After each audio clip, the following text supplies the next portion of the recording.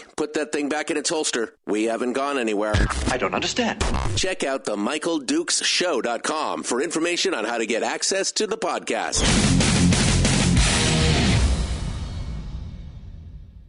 The Michael Dukes Show. I have 2 guns, one for each of you. Firearms Friday. As Thomas Jefferson stated, it is the right and duty of the people to be at all times armed. Say hello to my little friend. The Second Amendment is in order of importance the First Amendment. The right to keep and bear arms is the one right that allows rights to exist at all. The Michael Dukes Show. The right to keep and bear arms shall not be infringed. Not be infringed. Firearms. From my cold, dead hands. Friday. Here's my rifle, this is my gun, this is for fighting, this is for fun. Firearms Friday. Firearms Friday, your chance to sound off on issues of a two-way nature right here on the Michael Dukes Show, broadcasting live across the state of Alaska on this your favorite radio station and or translator, and around the world at MichaelDukesShow.com on the internet. Hello, my friends. How are you? How are you doing? Are you ready for are you ready for it? I know I am. It's just another weekend in paradise. And we're ready to dive down into it today and give you everything that you need to know about firearms and gun goodness and so much more. Welcome to the program this morning. Unfortunately, I normally broadcast live on Facebook and YouTube and Twitch along with the radio show. We simulcast that radio show every morning. But unfortunately this morning, for some reason, Facebook doesn't want to talk to me. So, I mean, I've got the pages and everything. I just can't stream the video. So if you're looking for us this morning, you're going to be looking over on the YouTube channel this morning. That's going to be your place to go to chat with us and see what's going on. So just head on over there and be part of it. Facebook.com/user/Michael Dukes Show. That's not Facebook, YouTube.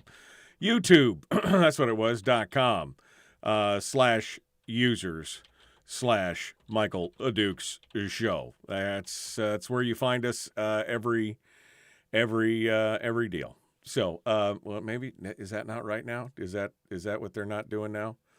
Doggone it. All right. So anyway, just search up Michael Dukes Show. You'll find it. That's where it is. That's where it is. You'll find it if you just put Michael Dukes Show in the search. They changed everything again when I wasn't looking. So just do that there. It's youtube.com/the Michael Dukes Show. Okay, they changed a few things around there. Anyway, you can go enjoy that and take a peek at it. If you want to be in the chat room, that would be great.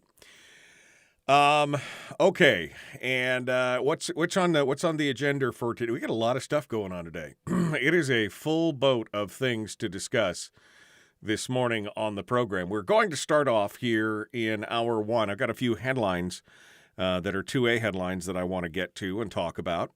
And then we're going to jump right to our first guest here in just about 12, 15 minutes or so. We're going to be talking with senior editor at Reason Magazine, Jacob Sullum. He's going to be joining us. We're going to be diving into his latest article, which is in the February issue of Reason Magazine. It's a deep read. It's a deep dive. And it talks about gun control being just as racist as drug control. Now, we've made this comparison a couple times on the program, and we've talked about the racist nature and the racist roots of gun control. And Sullum gets into that, but he takes it a step further and again analyzes it in regard to in comparative to the war on drugs, which we saw impact us for so many years here in the United States. This is a really good article. And as soon as I read it earlier this week, I reached out to my friend Jacob Sullum and said, hey, can you come on, bud? And he was more than, I got to tell you, the guys at Reason Magazine, for being a nationally syndicated, these guys are big deals. Him and J.D. Tuchili and Eric Boehm and all these guys, these guys, Robbie Sove, they are so gracious to come on the program and do that for us here in the state of Alaska. I just want to give them a shout out here right out of the gate. So, but we're going to have Jacob Sullum on the program today to talk about the racist nature of gun control and how it is just as racist. Yes, I'm going to keep throwing that card out there. Just as racist as drug control. And we'll talk about that. The war on guns, just as bad as the war on drugs. So, all right. In hour 2 of the program, we're going to open up the phone lines, and we're going to do a little bit of gun Q&A. Questions and answers. That's where it's at. A little bit of gun Q&A, and we'll take your phone calls on the Pivotel call-in line and talk with you about all the good stuff. All that good stuff. But that's not coming up until hour 2. And then finally, we will finish the show today with Willie Waffle from wafflemovies.com, who is going to come in and give us the weekend entertainment, movie, streaming review, all that stuff. So it's that's a full show. It's a full boat of stuff, baby. That's what we like to see. All right. So, I guess that's the haps. I guess that'd be everything this morning. Should we get started? Should we get started? I think we should. We'll get started here and see what you guys have to say this morning. So, let's go over to. I suppose I should share this right now. I got to do that. Man, there's so many things happening this morning. I just feel like I need me and 2 other people to take care of everything this morning. So I apologize if I sound a little blah blah blah. But I'm trying to take care of everything at once. There we go. Okay. So news. That's where I wanted to start. News. You're hearing more and more these days about ghost guns. Now, ghost guns have been in the psyche, I guess. I mean, they've been talking about them for a few years. You know, the California lawmaker holding up the AR-15 while sweeping the whole crowd, by the way. So much for gun safety. But sweeping the whole crowd, talking about how these are ghost guns and, you know, you keep it, woo, look at this stuff, you know. You thought that fervor kind of died down, but it's come back now, and now ghost guns, which is essentially, by the way, any gun that is manufactured or does not have a serial number. We're going to get into that here in a minute, but they're trying to raise the specter of bad things happening when people can make their own stuff. Although this has been legal in the United States for 247 years or whatever it is. Since the founding of the country, it's been legal to do it. But now it's become a problem. And then you got states like Washington State, which is, again, an interesting place. I mean, they're kind of a state of dichotomies, right? A state of contradictions. On the one hand, they're a state that has the shall issue when it comes to concealed carry, meaning you don't have to show just cause or anything else. You just have to fill out the paperwork and do the stuff. That used to be a big thing about, you know, being a pro-gun state. It also had what they call state preemption, which means that no municipality, like a city or a county, could make laws that were more stringent than the state-level laws.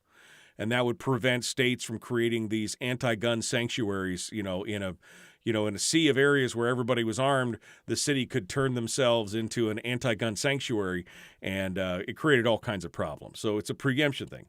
But in recent years, the lawmakers in California, or in Washington, it become kind of going the way of California, they've made a lot of changes. Drunk the Kool-Aid is what Tom Knighton over at Bearing Arms says. Now lawmakers in Seattle are hoping to ban homemade firearms, among some of the other gun control measures that are passed as reported in the Seattle Times. They're calling upon state delegations to address housing, infrastructure, and business recovery in the short 2022 legislative session. Meanwhile, the new administration of Seattle Mayor Bruce Harrell is going a step further, adding gun control to his first legislative wish list in office. He's focused on gun responsibility. Okay, we're going to talk about that in a second. Gun responsibility, noting that his support for House Bill 1705, which would limit the purchase of ghost guns or untraceable firearms in frames and receivers without registration or unique serial numbers. Moreover, the assistant mayor is asking the state to lift a preemption law that bars localities from regulating guns more strictly than the state. For example, could we keep firearms out of the parks while our children are playing? In 2012, by the way, the Supreme Court in Washington ruled that Seattle could not ban guns in parks under the current law. They did not give any other specifics of potential gun policies that the administration would be pursuing, but they're ready to jump into this and have the discussion. And like I said, ghost guns has been a phrase that's been thrown around and bandied around for the last several years, trying to get people primed up to be terrified because it sounds spooky. I mean, luckily, while the state lawmakers may have some support for these measures, it's probably not going to go anywhere in this session. However, as Washington state has trended more and more blue and has been more and more unfriendly to gun owners, it's probably only a matter of time before both the preemption and homemade firearms laws do actually see the light of day. But let's go back to that term gun responsibility to describe gun control. This is just the thing. This is just the common sense gun safety, right? This is the phraseology that everybody loves to use this morning, or these days, is that it's not gun control. Oh, it's gun safety. And now it's gun responsibility, another term cooked up by all the antis who are just trying to get their Second Amendment, anti-second agenda and try and make it seem like it's a reasonable gun. We need some reasonable gun safety measures. We need some reasonable gun responsibility. I mean, we're not crazy. We're not asking you to turn in your guns, although we have done that several times. We're gonna be reasonable for your gun responsibility. This is the new thing right here, baby. The new thing.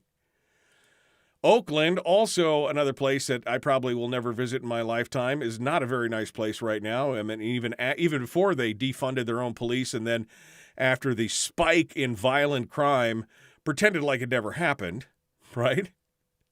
So now they are passing legislation banning the distribution and creation of ghost guns.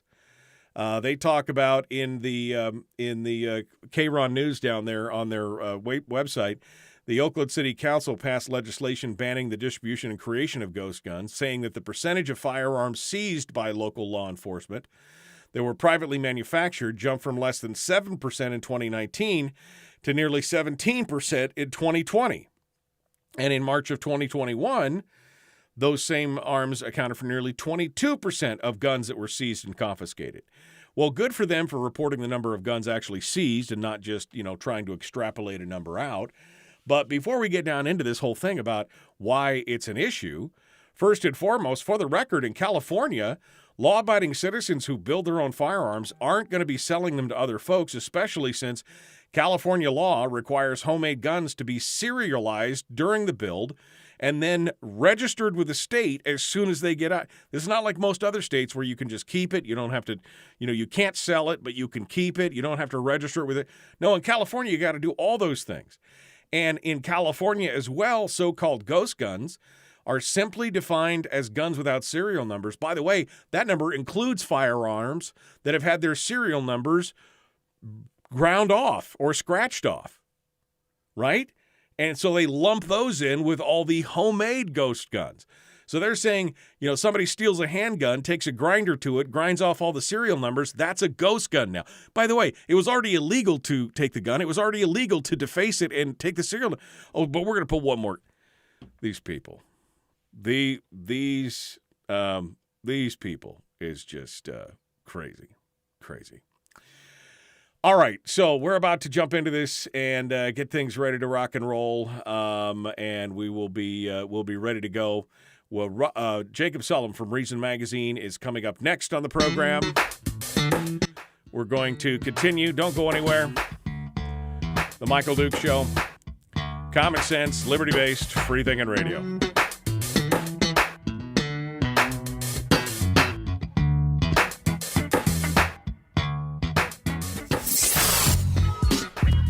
What is that? Common sense. Regularly heard on American radio. Michael Duke Show. Radio.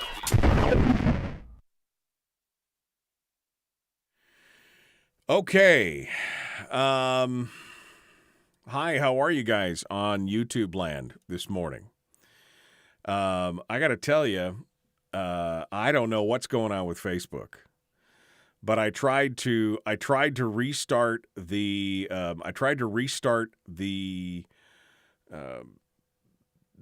stream, the multi-stream. I tried to restart it like 3 times, and it would not start. I could not get the Facebook Live video to start. So, maybe this is good news. Maybe this is good news for us that we need to start branching out and trying other channels and getting everything else. But it's going to be an interesting situation for sure. Yeah, Terry, I was going to get to that this morning, but with all my, I was a little rattled by not being able to get I was a little rattled by not being able to get all my stuff squared away here. Because I was going to announce that Charlie Pierce was going to be jumping in here. What is going on here? What is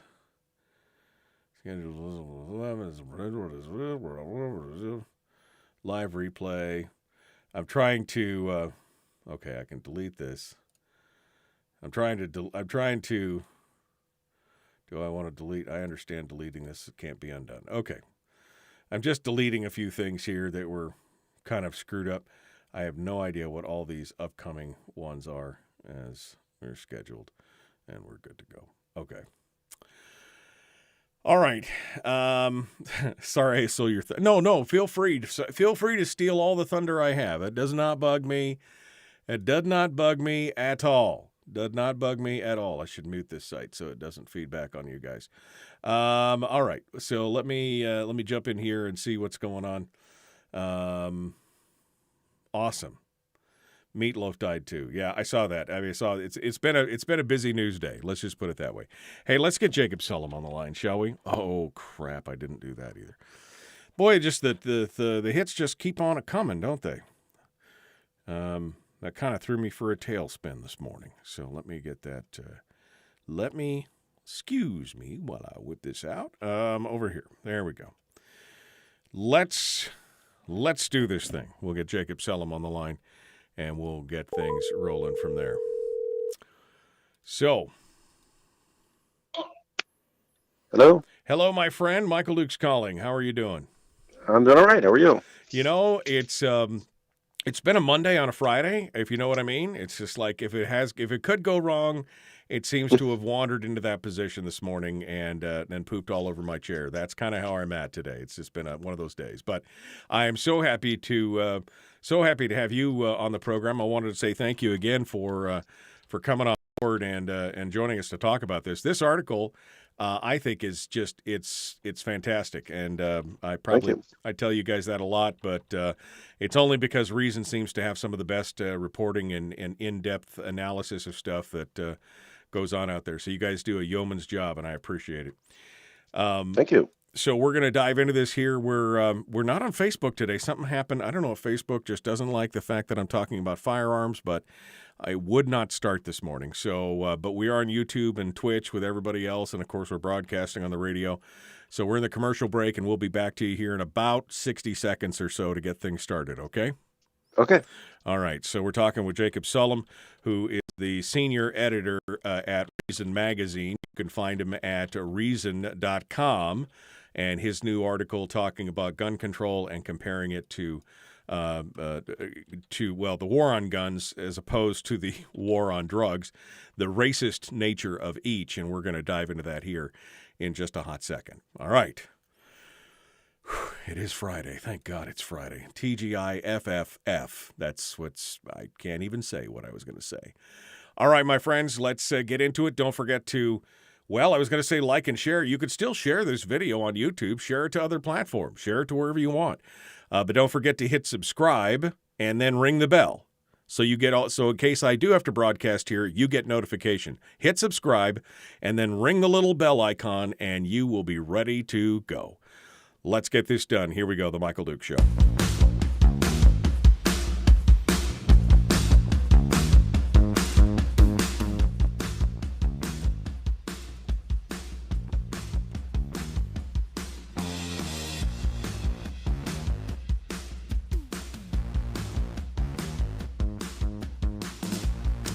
Okay, welcome back to the program. Thanks for coming on board. It is Friday, which means, of course, Firearms Friday. And we're getting into it today with one of my good friends here, Jacob Sullum, who is a senior editor for Reason magazine. I mean, I could read off a whole bunch of his luminary accomplishments, but let's just say he's landed on his feet here at Reason.com, and he and his fellows out there do a fantastic job. Most recently, this article came up, and I immediately reached out to Jacob to talk about it. The roots of gun control and drug control, both rooted in racism that nobody seems to want to talk about. Jacob Sullum talks with us this morning about this and more. I'll post a link to the article in just a second. Good morning, Jacob. How are you doing this morning? I'm doing all right. How are you? Yeah, I'm doing okay. I mean, like I said earlier, it's a Monday on a Friday. We're having some technical challenges, but overall, can't complain. Every day above ground, as my grandfather used to say, is a good day. So let's talk a little bit about the racist roots of, gun control and drug control. And that's the thing, your headline of your article is gun control is just as racist as drug control, which is probably something that a lot of people have, never heard of before. But both of them are rooted in bigotry and disproportionately harm minorities, specifically African Americans. So let's get started at the top here, especially with your comparison. I love this as a good way to kick off an article, talking about, as old Rushbo used to say, Sheila Jackson Lee, the black Democrat who, of course, is historically, been representing Houston, how she is adamantly for repealing drugs, marijuana in particular, as an important racial measure, yet at the same time, she continues to crack down on minority and Caucasian ownership of firearms. Yes, I mean, that I started with her because she represents a puzzle that I was trying to figure out, where nowadays it's very common to hear progressives talk about the war on drugs as racist, talking about its history, first of all, and it's very clear if you look and delve into the history of America's drug laws, that people, did not hide the fact that this is they had racist motivations. They talked very freely about the sorts of people who were using these drugs and why that was so dangerous, and therefore justified a crackdown. Progressives they talk about that, and they also talk about the ongoing disparate effects of the war on drugs. In other words, even if you assume that the people enforcing the drug laws now are not racist, if you look at who gets arrested and who goes to prison, it is disproportionately minorities, in particular African Americans. So, for example, if you look at survey data, black people and white people are about equally likely to use marijuana, but black people are 3 to 4 times as likely to be arrested for possession, simple possession. Right. And then there are also disparities in terms of who gets arrested for dealing compared to the rates of drug dealing in different racial groups. Right. So that that's progressives emphasize that, and it clearly troubles them. And just to give one example, when Chuck Schumer and a couple of other senators unveiled the draft form of their legislation to repeal marijuana prohibition last summer, they started out at the very top of their summary talking about how the war on marijuana and the war on drugs in general is racist, and this is a way of addressing that. If we repeal prohibition, you won't have this tool for discriminating against black people anymore. So that part is well established. But on the other hand, if you look at the history of gun control, you see the same pattern where originally, very clearly, it had racist motivations, and this goes back to colonial times. There were explicitly race-based restrictions on who could have what kind of weapons and where they could take them. And that kind of legislation became more common the more afraid slave owners became of slave revolts, especially after the Nat Turner Rebellion. So you had all kinds of very specific restrictions on who could carry what kind of weapon when, explicitly based on race. So some places banned all black people from having guns, unless they had a permit, right? Which was hard to get because the authorities did not want to give you one. And some places went so far as to say that slaves may not use guns even for hunting unless they have explicit permission from their masters. Right. So I mean, clearly the slave owners were terrified of more rebellions, and were trying to do something about that. One more example: Tennessee actually went so far as to change its constitution to make it clear that the right to bear arms applied only to white people. Right. No, they were terrified of the black man with a gun, because all of a sudden he would have equal power with a white man, and that was a terrifying thought, especially in the South. And just one more thing that just really I think makes it clear in the Dred Scott case, the Chief Justice Roger Taney. This is a notorious decision which said basically black people have they're not citizens, they don't have rights that need to be respected by white people. And one of the things that terrified him is that if black people were recognized as citizens, then they would have the same privileges and immunities as other citizens, including, he said this explicitly, the right to carry, to bear arms. Right. So it's very clear. All of that, if you look at it, there's no denying it. Right. And then not just that history, but also what is going on in the present in terms of the enforcement of gun laws. And again, as with drug laws, you see this very clear pattern where black people are just much more likely to suffer the brunt of these laws in terms of being arrested and charged with weapon offenses, in terms of serving often lengthy prison sentences for weapon offenses, in terms of being disqualified from owning guns to begin with. And if you own a gun and you're disqualified, that's also a felony. Right. Well, and it's so you see this ongoing disproportionate impact on black people in the same way that you do with the drug laws. But this is a puzzle. I'm getting back to the puzzle. Progressives almost never talk about that. And in fact, not only do they not want to eliminate gun laws, they want more gun laws, and which creates more opportunities for locking up black people. I mean, I don't know any other way to say it. It's quite clear if you look at the data. Right. All I have to do is look at New York's stop and frisk policy and look at the disproportionate number of minorities that were targeted and included in that. And that law specifically seemed to be tailor-made for kind of, racial profiling and affecting those people in New York, the people of color versus the white people. I mean, it was overwhelmingly disproportionately minorities and colored people who were being stopped and frisked on the street. And oh no, this isn't illegal. This isn't that.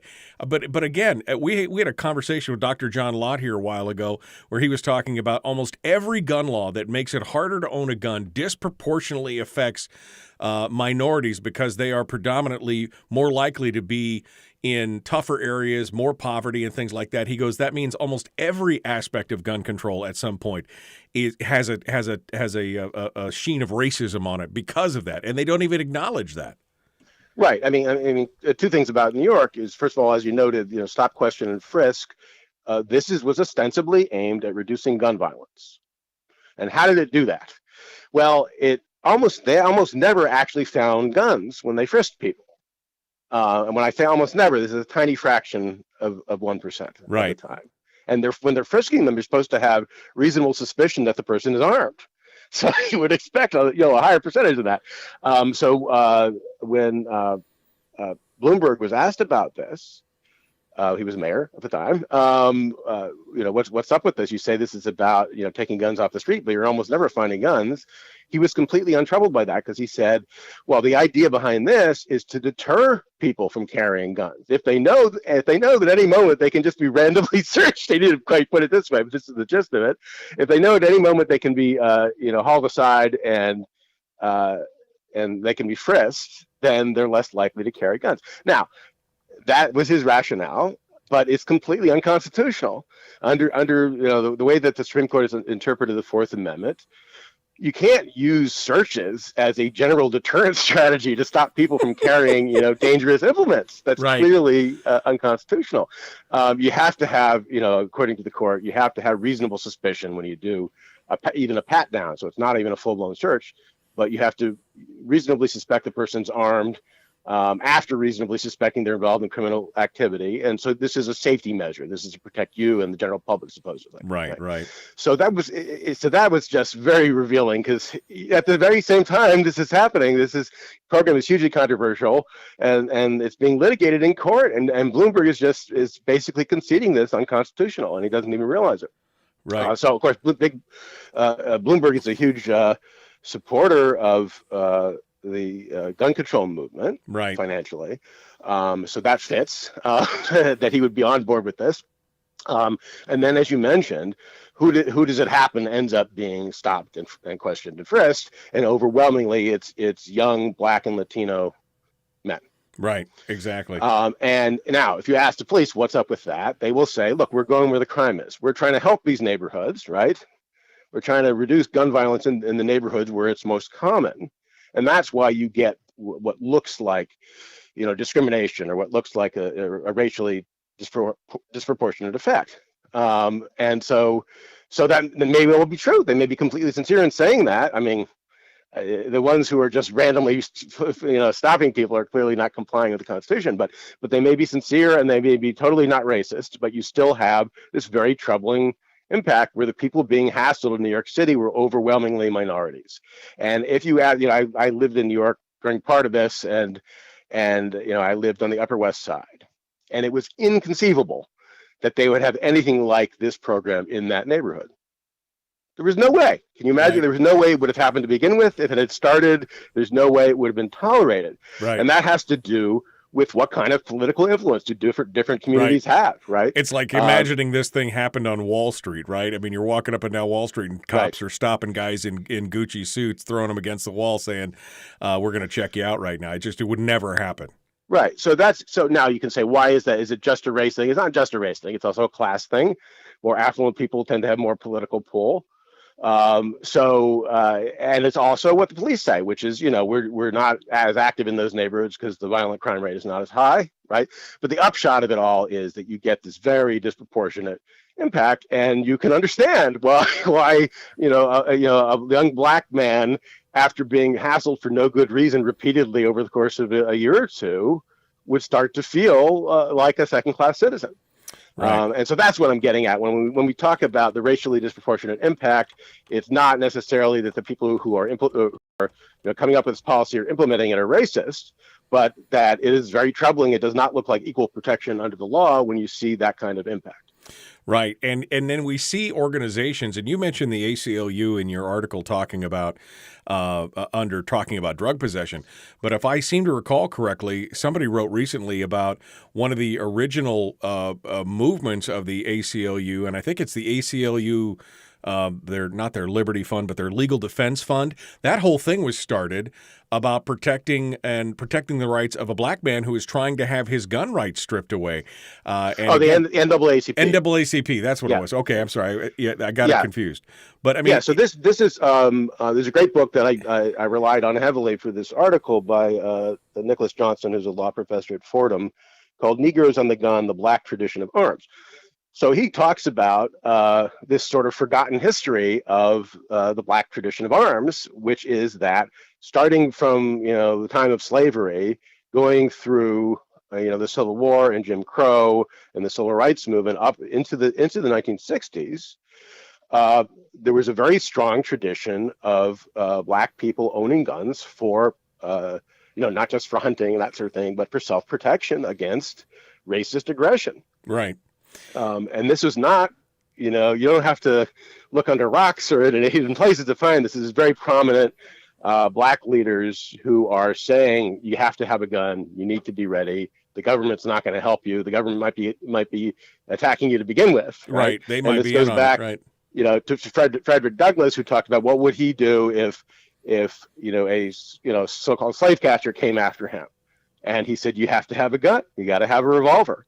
Ida Wells, who wrote about the lynchings in the South, and published a pamphlet, I think it was in the 1920s, talked about how the Winchester rifle should have a place of honor in every black home, because she studied these cases where people were being lynched, and she found that the only cases where they successfully resisted were cases where they were armed. Right. So there's a very clear tradition, and it extends to Martin Luther King. It extends to lots of other prominent black leaders. Right. And because they knew that they were we're coming up on the break here, but because they knew that the law essentially at that point, even if the law was on their side, the public sentiment or the feeling of those in power was not on their side. They were not just defending themselves from thugs or the KKK or people on the street, and a lot of times they were having to defend themselves against the actions or inactions of state police and everything else. You had to be armed because you were the only person that you could trust to defend yourself, because nobody else was going to do it. I think that is one of the most fascinating pieces of the history of gun control, and we're going to get a little deeper into that here in just a second. Jacob Sullum is our guest, senior editor at Reason Magazine. If you want to join us this morning, we're not on Facebook. We're out on YouTube, as we usually are as well, but you can come out and join us on YouTube. YouTube.com/user/The Michael Duke Show. Come on out and join us. We'll be back with more, and Jacob Sullum from Reason Magazine in just a moment. It's the Michael Dukes Show. Why not take a quick break? Be right back. Streaming live every weekday morning on Facebook Live and MichaelDukesShow.com. Okay, we're in the break with Jacob Sullum from Reason Magazine. This, to me, Jacob, is one of the more fascinating. I mean, the whole thing, King was all about, peaceful resistance and doing on that, but he himself relied on firearms. I mean, the Deacons for Defense, which we've covered on this program several times in the last 10 years, a group of men who basically, had dedicated themselves to protecting King and other black leaders by basically being openly armed black men there to basically be a deterrent against any kind of racial attacks against these folks. And it was those guys standing out in front of the courthouse steps, so to speak, that really drove a lot of, especially in the South, a lot of the early gun control measures, because they didn't like to see these guys armed and being able to fight back. Yeah, well, I mean, in the case of Alabama and other states, they already had these laws, and this is so. One of the striking incidents was when King sought a carry permit after his house was bombed, and the sheriff said no. So this is one consequence of having these discretionary carry permit policies, where it's up to local law enforcement officials to decide, do you deserve to have the right to bear arms? Right. Is that they can do this sort of thing. And there's a transcript of a meeting he had shortly thereafter, where he said, basically, the sheriff said, you're on the own, you're at the mercy of the thugs. We're not going to help you, right? And now King actually said that permit was supposed to be for his bodyguards. That's what he said at the meeting. And I'm not sure exactly how that would work, why it would be issued to him if it's for his bodyguards, but maybe he was seeking it on their behalf. But it's very clear that he did in fact have armed bodyguards, and he relied on people around him having guns for protection for obvious reasons. Right. Every day he lived he was lucky to be alive, given what was going on at the time. Yes, and he later on, a few years later, wrote explicitly that every civilized society recognizes the right to use force in self-defense. And some people will say, well, if black people do that, they're going to lose the respect of white people, or they're going to, lose political support or something. And he said, to the contrary, the more we stand up for ourselves and the more we assert our right to self-defense, the more respect we'll get. Right. Well, and I love this again, and I apologize for thinking it was the ACLU. I remembered the little piece in it. This is a long article that you've got going on here, and it's a deep dive. But that whole thing with the NAACP. And the fact that they created the Legal Defense Fund, Legal Defense and Education Fund, and it was specifically came out of a win that they fought defending a Detroit physician, a black Detroit physician who basically defended himself. And again, these organizations today, the ACLU, the NAACP, and many others who started out winning these great victories are now some of the same organizations that are fighting back against those same rules, or who are fighting to enact a lot of these same rules and laws that, 50 years ago they were fighting against. Right. And yes, I mean, it's been a complete turnaround. And it was actually pretty quick when it happened. I mean, this is talking about starting in the late 60s. Johnson sees basically three main factors, but one of them was you had militant groups, so more militant than the Deacons. It was a Deacons of Defense. Deacons for Defense. Yeah. Like the Black Panthers, who would do things like openly carry loaded guns to police the police, right, in neighborhoods where there were incidents of police abuse. Right. They said, we're going to exercise our Second Amendment rights, and we're going to police the police and make sure that there's no trouble.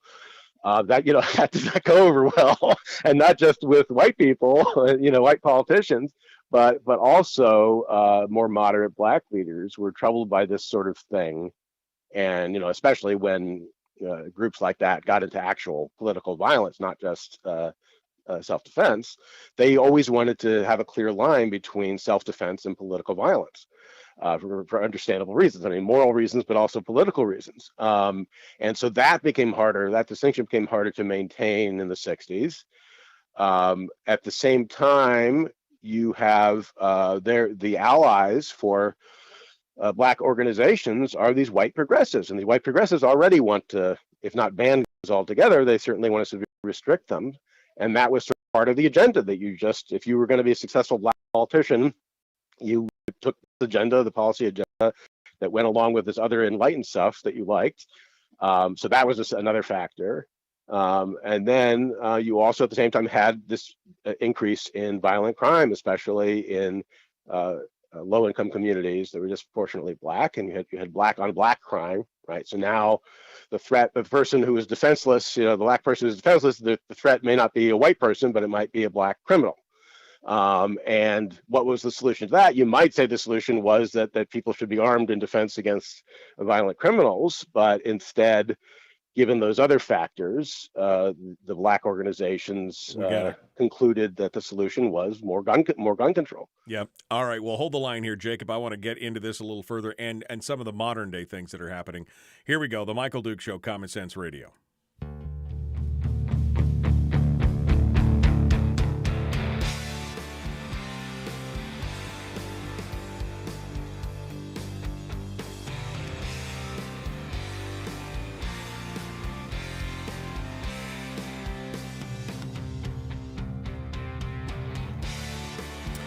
Okay, we're continuing now with Jacob Sullum, senior editor for Reason Magazine. He's written an article talking about the racist roots of both gun control and drug control policies, and how the war on both of those are disproportionately affecting black and Latino minorities in America.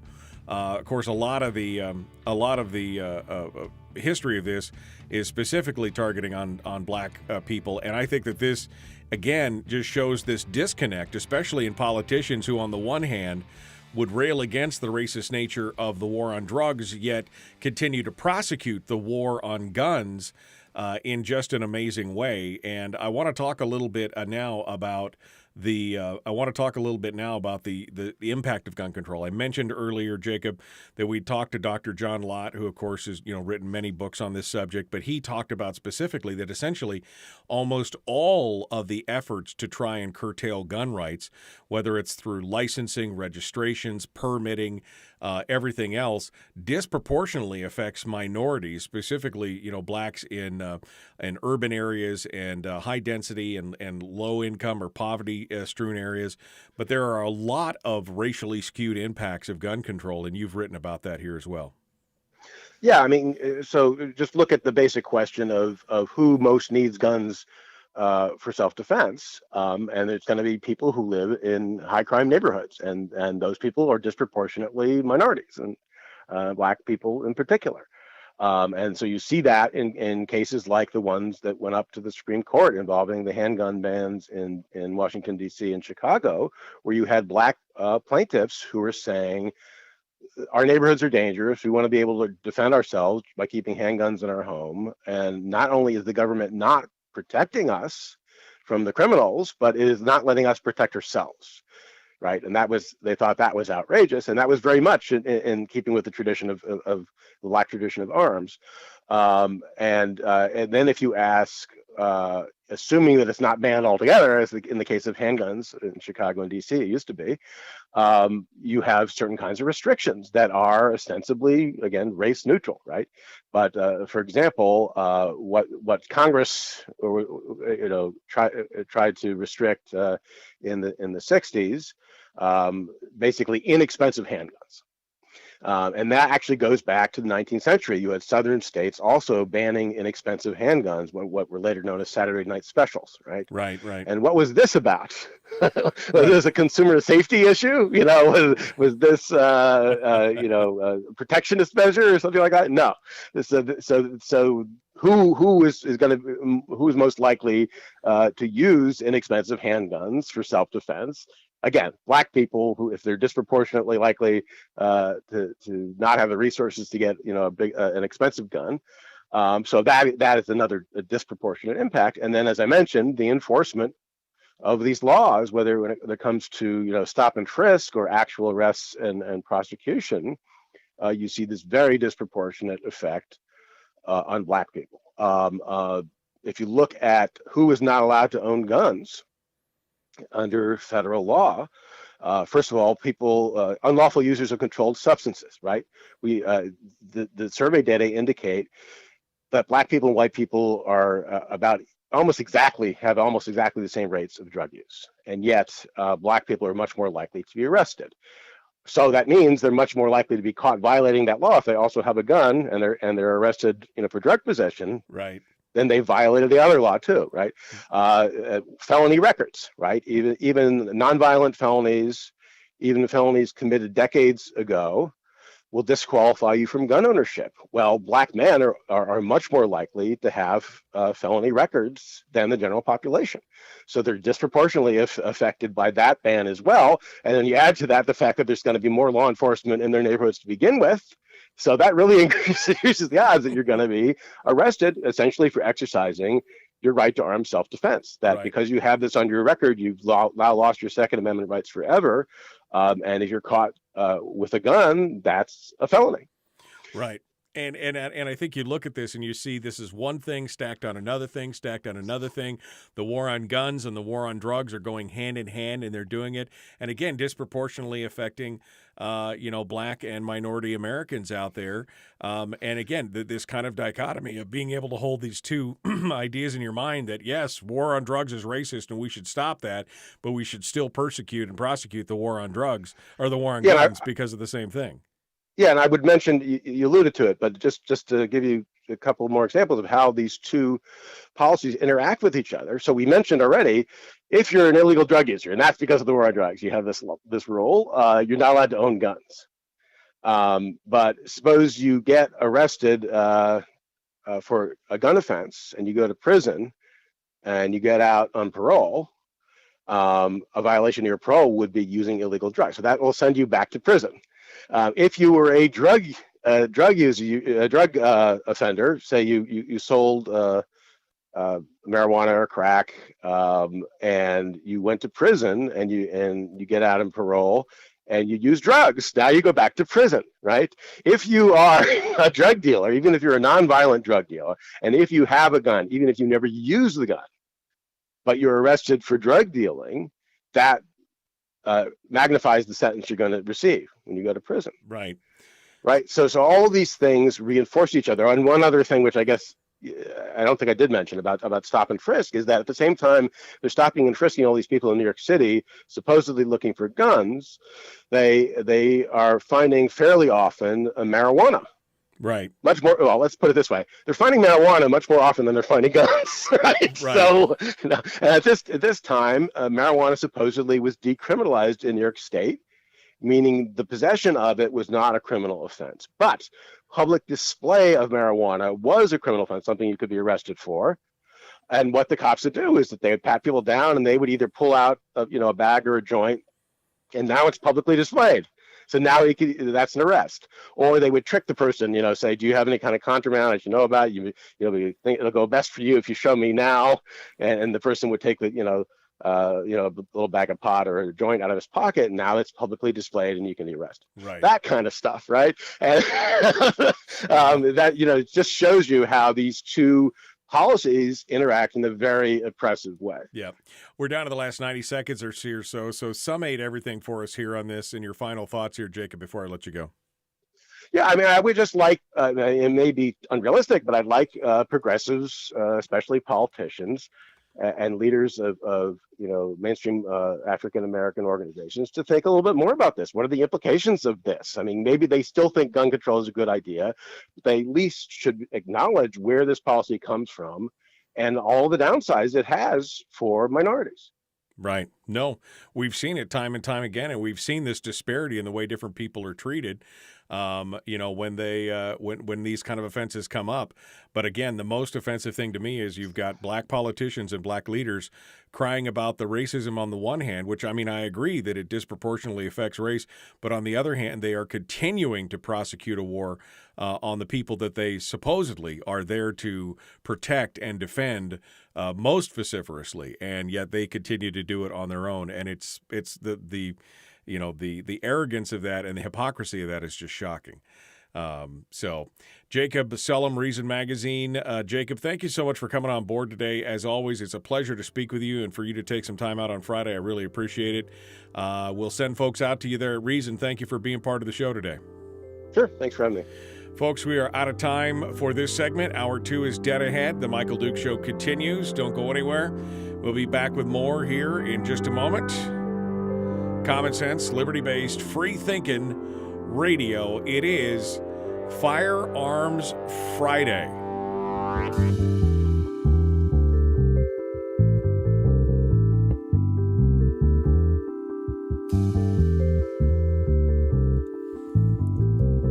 Okay.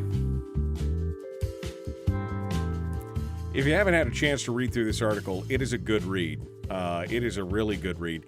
And to me, there is some hope on the horizon for some of this stuff for different organizations. I was just looking for the name of the organization. There's basically an association of public defenders that basically came out during the New York case where they there we go. Here it is. What's the name of the group? Basically this talking about the black legal. Here we go. A case in the Supreme Court is considering this term. The basically prosecuted for people being prosecuted for exercising their rights. A case in the Supreme Court is considering this term. It's New York State Rifle and Pistol Associations versus Bruin. It poses the question of whether the Empire State's carry permit policy is consistent with the constitutional right to bear arms. In a brief arguing that it is not, the black attorneys of Legal Aid and several other public defender organizations note that the New York's virtual ban on public possession of firearms imposes a special burden on black and Latino residents. Each year, the brief says, we represent hundreds of indigenous people from whom New York criminally charges for exercising their right to keep and bear arms. For our clients, New York's licensing requirements renders the Second Amendment a legal fiction. Worse, virtually all of our clients whom New York prosecutes for exercising their Second Amendment rights are black or Hispanic. That situation, the public defenders say, is no accident, since New York enacted its firearms licensing requirements to criminalize gun ownership by racial and ethnic minorities, and that remains the effort of its enforcement by police and prosecutors today. It's crazy stuff. Oh man, it's crazy stuff. All right. So it's a great article. You should go out and read it, and we'll dive into it here, and we can come back to it and dive into it in more detail later. We're going to open up the phone lines, though, at 433-3150, 433-3150. If folks want to sound off and be part of the program this morning, we would love to hear about that and talk about that. Harold says, can we suspend Firearms Friday during the session and have Wrap-Up Friday and get updates on the... No, you can't. Sorry. I'm sure Rick Rydell, or no, not Rydell, who is it? Dan Fagan or whoever. I'm sure you could probably find another host that would love to do that with you, Harold, but I'm not going to do that. I'm going to talk about guns on Friday. That's how it is. I've been doing it for 15 years. I'm going to keep doing it. And, there you go. I'm not doing Wrap-Up Friday. I'm not catering to your specific needs. I'm not catering to anybody's needs. I'm catering to my needs. That's why my name is right there. Just saying. And the customers are always right? No, customers are not always right. We reserve the right to refuse service to anybody, Harold. That's how it is. No shoes, no shirt, no common sense, no service. That's how it works around here. All right. So, oh God, so much. Let's see. Where did I get? I had another. That's it. I do want to talk about that. Okay. All right. Hunter Biden is special. Yeah, he's a special kind of stupid, isn't he?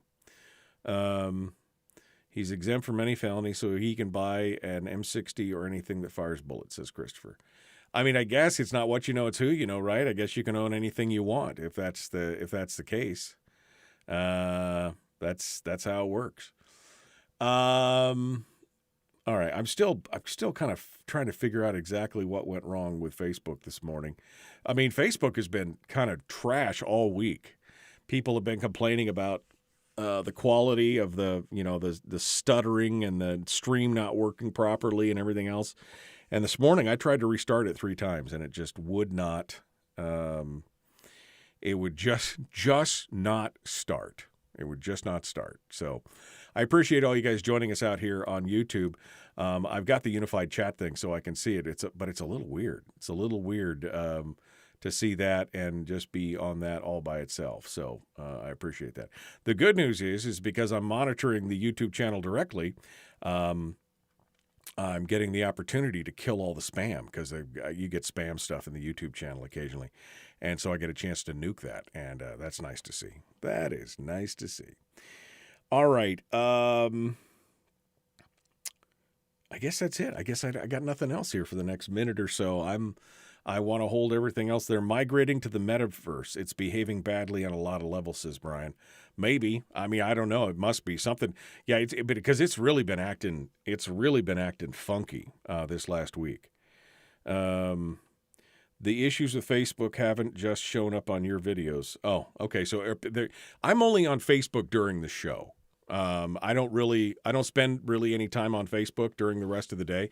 So I'm not. So if you guys have been experiencing other problems with it, then it isn't just me. And I'm super glad that we've been broadcasting on multiple platforms to try and fix that. I guess it's time to find another platform as well, a 4th platform. Somebody said Odyssey early on. I don't know. It's got to have something that has a live video component to it. I know somebody had said Rumble early on, and they didn't have a live video component at that point. So, I guess we'll just keep spreading the good word, my friends. We'll just keep spreading the good word out there one way or the other. We'll make it happen. All right. Well, let's get back to it here. We are jumping back into hour 2. And we're going to open up the phone lines for your calls and more. That's all coming up. You can tell me all your Facebook stories here, right here. Just go ahead and tell me what's happening so I know, and I can report on it more. And then we're going to talk about all these gun stories. And then Willie Waffle's going to be joining us. Gun Q&A up next on The Michael Duke Show.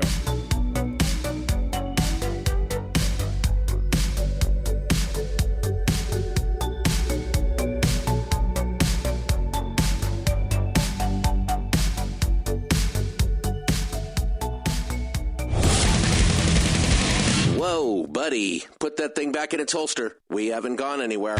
I don't understand. Check out themichaeldukesshow.com for information on how to get access to the podcast. The Michael Duke Show. I have 2 guns, one for each of you. Firearms Friday. As Thomas Jefferson stated, it is the right and duty of the people to be at all times armed. Say hello to my little friend. I say that the Second Amendment is, in order of importance, the First Amendment. The right to keep and bear arms is the one right that allows rights to exist at all. The Michael Duke Show. The right to keep and bear arms shall not be infringed. Not be infringed. Firearms. From my cold, dead hands. Friday. Here's my rifle, this is my gun, this is for fighting, this is for fun. Firearms Friday. Oh, yeah, baby. Welcome to Hour 2 of Firearms Friday right here on The Michael Duke Show, broadcasting live across the state of Alaska on this, your favorite radio station and or translator, and around the world at michaeldukeshow.com on the internet. No matter where we go, no matter what happens, remember, we will always be streaming the show live at michaeldukeshow.com. So if you're in an area where the broadcast doesn't reach on the terrestrial radio, or you don't have a transistor, or you're stuck or whatever, you can always just go stream out the audio there at michaeldukeshow.com. Now, normally we simulcast the broadcast across a bunch of platforms: YouTube, Facebook, and Twitch. Facebook has been kind of our main chat room for quite a while, but for some reason today, apparently there's been problems on Facebook all week. People were saying in the chat room, there's been problems with Facebook not operating properly. We were having problems with the videos earlier this week where they would stutter and stop and restart and all kinds of issues. And this morning, Facebook Live video would just not start. It would just not, no matter, I restarted 3 times trying to make it work, it didn't work. YouTube, on the other hand, working just fine. So if you want to join us in the chat room this morning, you can do so by going over to YouTube/users/The Michael Duke Show. You have to put "the" in the front of it. User/The Michael Duke Show. Just put it in there, or just type in my name and you'll find the page there.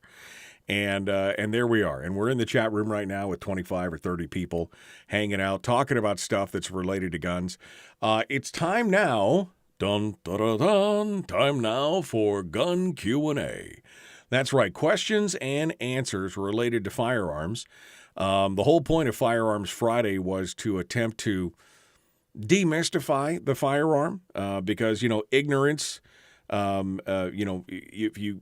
Ignorance is fear, and if you cure the ignorance, you can cure the fear. People, they're afraid of what they don't know about, and trust me, if they're getting all their information on firearms and guns and gun laws from their favorite weekly TV show, or from the movies, or even from the talking heads on television and the mainstream media, you're not getting the whole story. And in fact, a lot of times you're getting misinformation, intentional or unintentional.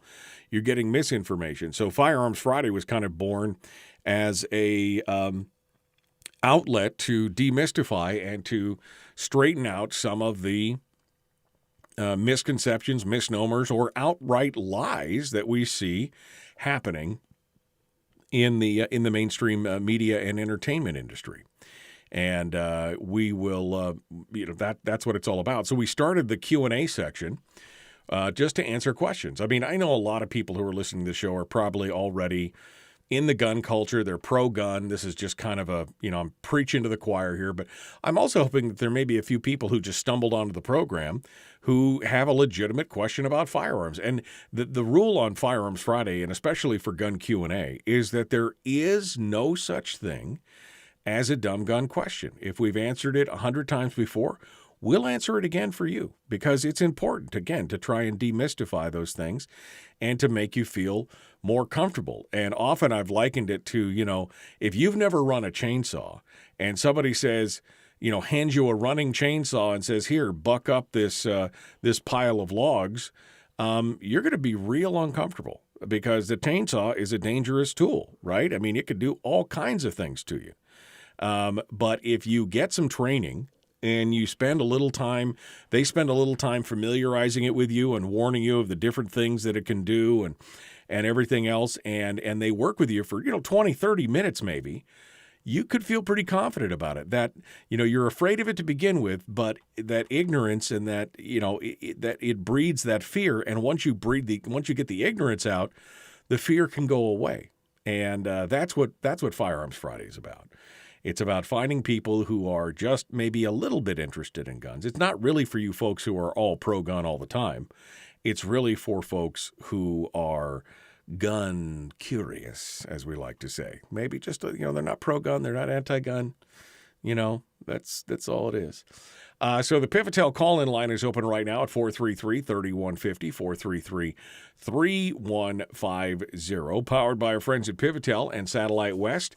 And if you want to call in and talk with us about firearms in any way, last week, we had an interesting conversation about the new modern weapons program that DARPA and the Defense Department has been putting forward, and we got a chance to talk about some of the new cartridges that are being used by the military, including that new SIG cartridge that's a hybrid 3-piece cartridge that creates pressures of double pressures that are double what a normal rifle would do.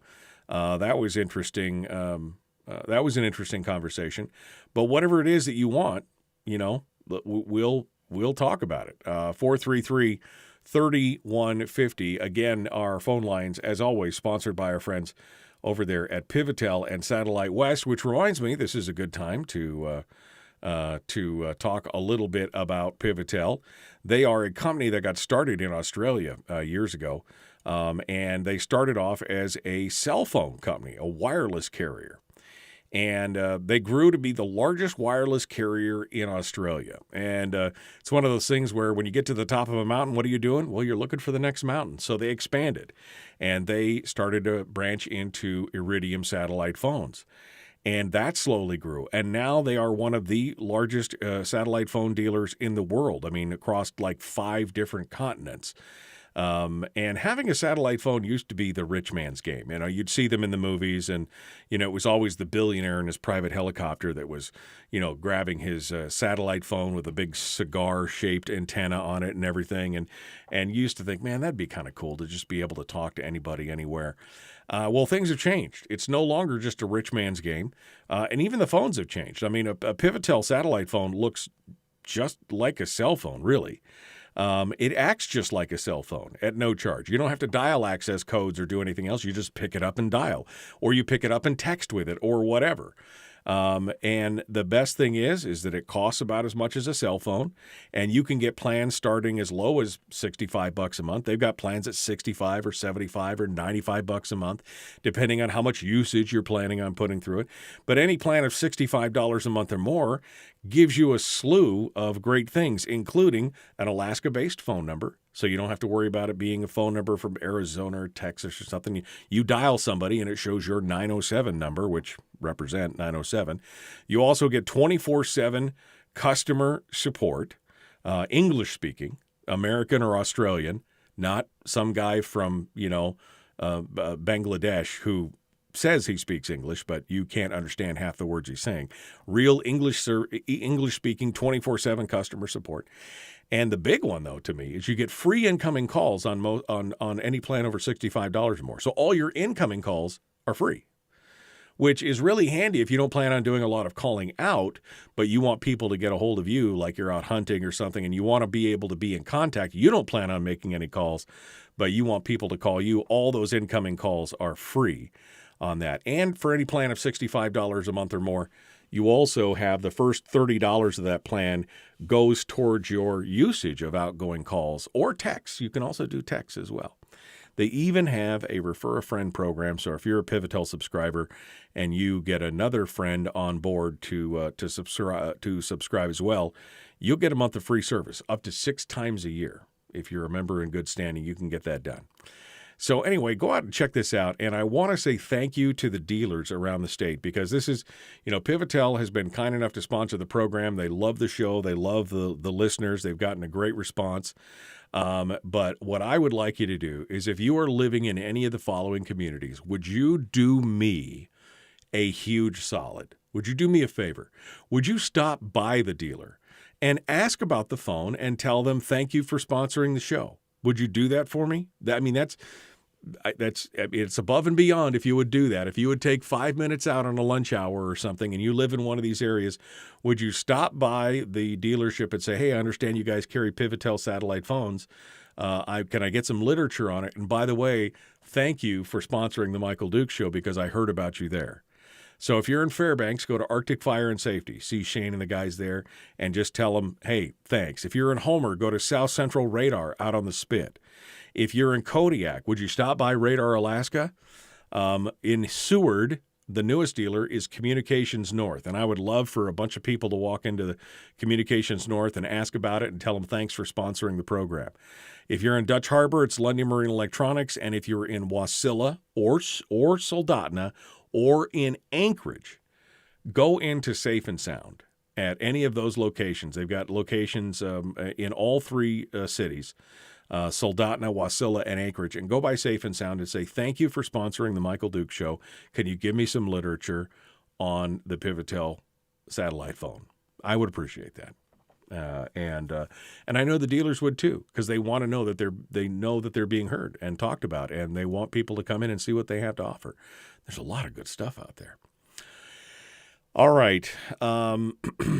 So that's it for that. Pivotel call-in line is now open at 433-3150, 433-3150. Let's go over here. Jacob Sullum was just talking about the interesting connection between the war on drugs and the war on guns. And we're seeing that conundrum still played out, even if it has no racial component, as he was talking about. We're seeing it play out in more and more states as states start to legalize marijuana. Bearing Arms has got an article up talking about how now that Montana has become the most recent state, just a few weeks ago, to legalize marijuana in the state on New Year's Day, one of the big things that a lot of people don't know about is that while marijuana became legal for adults in Montana on New Year's Day, the ATF is reminding people that a underreported fact in the coverage of the state's new law is that it remains illegal under federal law for individuals to simultaneously possess marijuana or products and firearms, marijuana or marijuana products and firearms. And the penalties for violating that, because they're federal laws, are pretty dang severe. BATF agents confirmed the policy to the Montana Free Press last week, noting that the Federal Gun Control Act prohibits a person who possesses a controlled substance from possessing a firearm or ammunition. Cannabis, of course, is still currently recognized, although legal in the state of Montana and Alaska and many other states, is still recognized by the federal government as a Class 1, Schedule 1 controlled substance. And the 1968 GCA, Gun Control Act, prohibits a person who uses a controlled substance from possessing a firearm. Now, this is part of the problem, this disconnect between state and federal laws. And I imagine this is eventually going to come to a head, but I've talked about that on the program several times most recently, and especially talking about the one thing you don't want to do. I mean, having a private sale from one person to another person, and if you're a recreational user of marijuana, that's a kind of a take your chances kind of thing.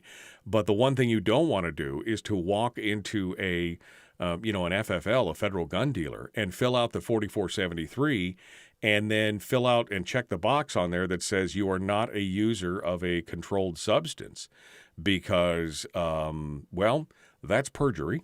And they do not take kindly to that there at the ATF, and they will screw you right through the floor if you do something like that. It's something you definitely want to be aware of if in the state of Alaska you happen to be a sometime recreational marijuana user and you do that, it could come back to bite you. You do not want to be doing that as well. So keep that in mind. I think this is probably going to be the next thing that's going to have to be, addressed. And it's one of the reasons why I think, I think it's going to be one of the things that you're going to see in the future at the national level as they try to move cannabis from the Schedule 1 to the Schedule 2. That's a continual push. People are working on it right now. I think it's going to probably be one of the reasons why you'll see more gun organizations get behind that because some people just don't know. They don't know the intricacies of the law. And they think, well, it's legal in my state, so if I want to do that, then I'll do it. And then they go to the gun store and they fill it out and they think, oh, no, it's legal in my state. It's not a controlled substance anymore. It's legal. And they fill it out inadvertently, creating a perjury situation, which you will not enjoy if Uncle Sugar comes and knocks on your door about that. So it's one of those things. All right. Well, hey, we're moving on here. We got more coming up. Phone lines are open at 433-3150. If you want to call in this morning, I'd love to hear from what you have to say. The Michael Dukes Show, Common Sense Radio.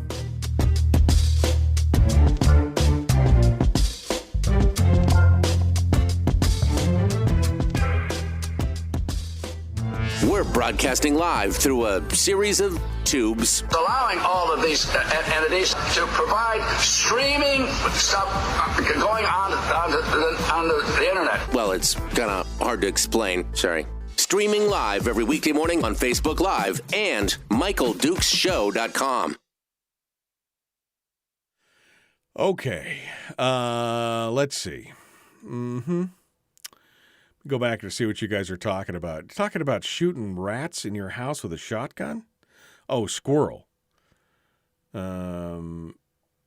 You want to rid your house from the squirrel. If it's outside, just get a 410 shotgun and just shoot the thing with a 410. I have killed 1 million squirrels in my lifetime. I do not. Squirrels are all cute and fuzzy, and then they tear all your crap up. And I'm just like, I've never been a fan of squirrels. And so in my household, it's a shoot on sight situation. I've got a 410 shotgun for exactly that situation. And I can kill me some squirrels. Oof, man, it's like I'm almost Annie Oakley with that thing. That little 410 is one of the most accurate little shotguns you'll ever take. If you're shooting it inside your house, yeah, probably a pellet gun would be your best bet on something like that. Larry says, it's Mongo. Larry says, sometimes it's cheaper to pay for a sheetrock repair from a 12 gauge than buying a 1200 FPS pistol. I'm just saying. Yeah, I suppose. Although, again, that's a little overkill, don't you think? I mean, it's like trying to kill a gnat with a sledgehammer. Terry says, when I was a kid, my dad shot a pack rat in our kitchen, had to repair the floor. Oh, man. Aaron says, wondered what happened with the video yesterday. The video yesterday just interrupted. I mean, I've been having problems with the video all week. And yesterday I couldn't, it stopped, and then I was trying to get it started. It just dropped off. I don't know. I think Facebook is having technical issues, I think is what's going on right now. Brian says, interesting that my neighbor used the exact same language when I talked to him last week, and he's one of the alphabet boys. What are you talking about, Brian? Are you talking about the marijuana and the gun ownership thing? Or you spell that out for me. What specifically was he saying? Because I'm interested to know. I mean, I'll report it on the air. I'm interested to know what you mean by that.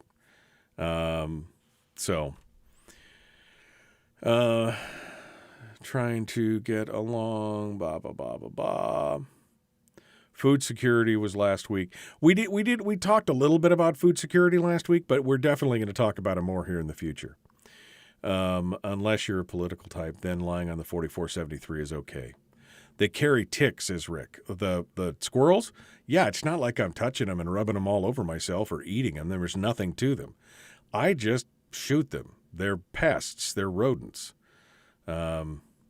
What's the old saying? It's not a crime unless you get caught. Well, yeah, but in this day and age of everything being under surveillance and data mining all your social media and every other thing about you on the internet, you may say that, but it's getting easier and easier to catch people doing wrong stuff because they'll find you anywhere you are. That's how it is out there.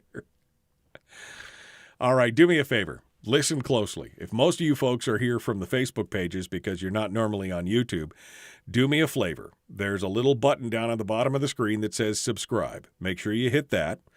And then make sure that you push the bell. There's a little bell icon. I don't know where it is. I can't see it from your perspective. But there's a little bell icon. So you got to hit subscribe and then ring the bell. And that means you will get notified when we go live every morning. So if for some reason, like it happened today, Facebook just craps the bed and there's no Facebook video, you will at least get a notification that we were going live on YouTube. I think Brian, I don't know, it was Rick, I think, said, "Ooh, I finally got here," because he was trying to find it. You'll get those notifications. That's what you do. So hit the subscribe button and then ring the bell. Ring my bell. I mean, that's it. Sorry, that was ring my bell. Go ahead and do that. I honestly don't see it, says Rick. It's there. It's somewhere. There's a subscribe button there somewhere. I can't see it from my perspective because I'm the channel owner, but I know that there is a subscribe button and there is a bell. All you got to do is go find. Oh, I know where it is. It's right down there next to my name where it says Michael Dukes Show. There should be a bell and there should be a subscribe button and a little bell icon. So I trust you. You guys will figure it out. All right, here we go. Jumping back into it. One final segment. I got some other headlines I want to talk about, and we'll get into it. The Michael Dukes Show.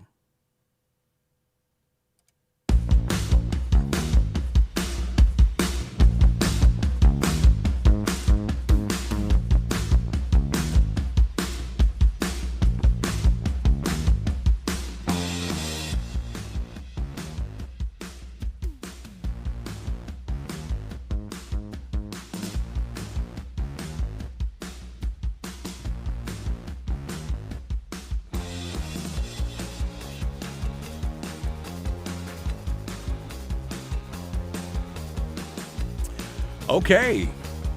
Yeah, we're dancing. We're dancing in the studio today. You ready to go?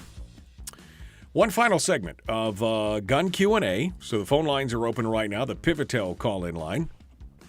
907-433-3150.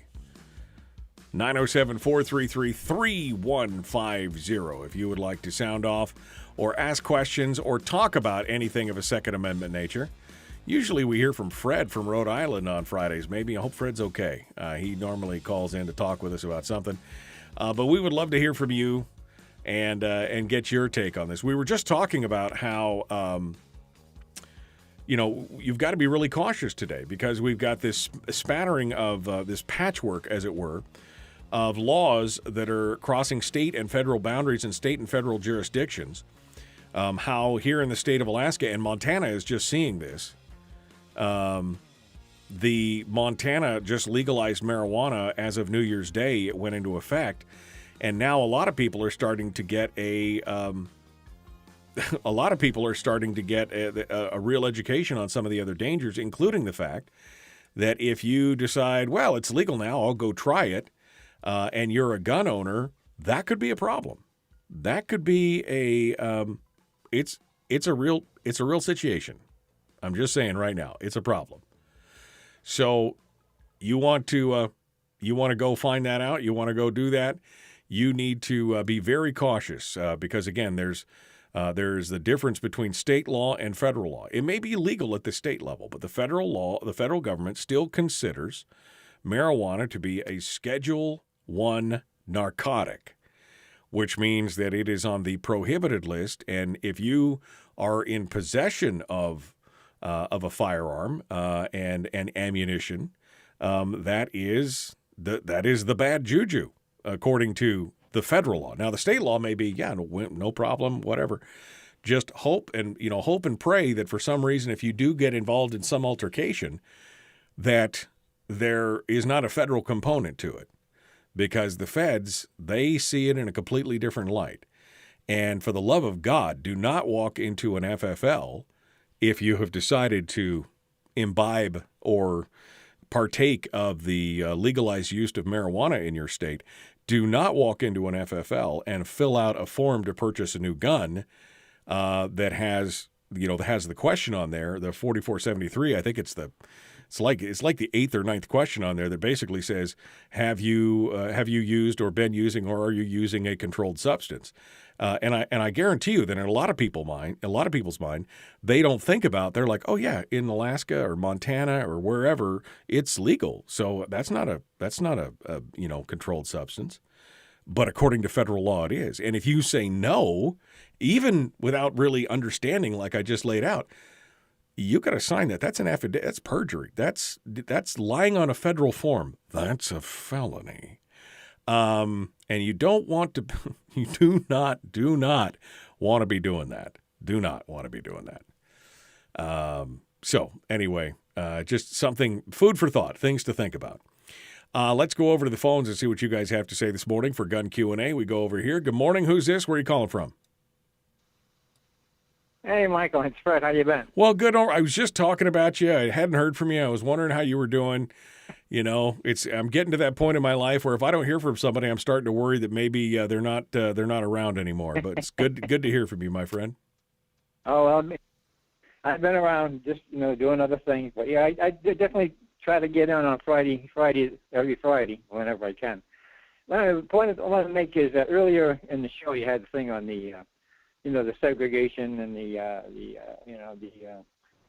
I guess the hypocrisy of the disparity of the races in gun control. Right, gun control and the war on drugs. Point, right? Even more so today than probably ever before, because this whole woke culture that's going on in the world today has definitely got some deep roots into segregation and discrimination and gun control, especially gun control, because they've expanded on it. Right. I mean, I see it's no longer an issue of blacks and Latinos.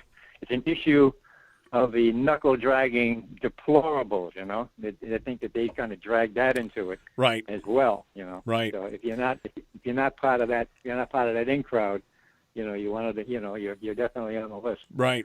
And I think that's what the whole thing is kind of gaining on that.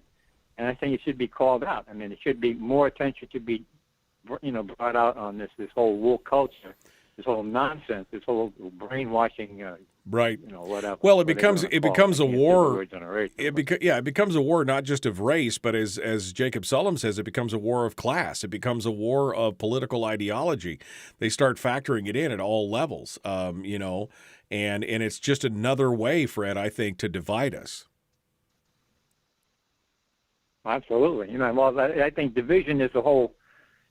Now, what is the purpose of the division? That remains to be seen. I think they should be digging a little deeper in the dirt to find out. Let me lay you in on when you look at it. Let me lay you in on the secret here, Fred. Here's what it is. What is the purpose of the division? Well, just finish the sentence. Divide and conquer. That, I think, is the purpose of the division at the end there. Fred, I'm running out of time here. Final thought here real quick before I let you go.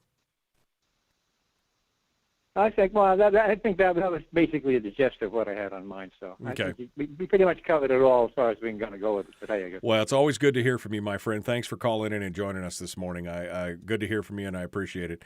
We got another call here. I think this will be our final call for this segment. Good morning. Who's this? Where are you calling from? Good morning, Michael. This is Ron in North Pole, and I have, I guess you'd call it a technical question. Sure. You're a Glock guy, I know, and I maybe am. you have the answer, or maybe someone else out there does. Can a fourth-generation Glock slide be put on a third-generation frame? You know what? I don't know. Can you put a 4th generation Glock slide on a? Apparently, I just Googled it because I've never tried that. I just Googled it, and it said you cannot put the 4th will a Glock 3 Gen slide? You're saying the 4th generation frame on slide on a 4th generation frame?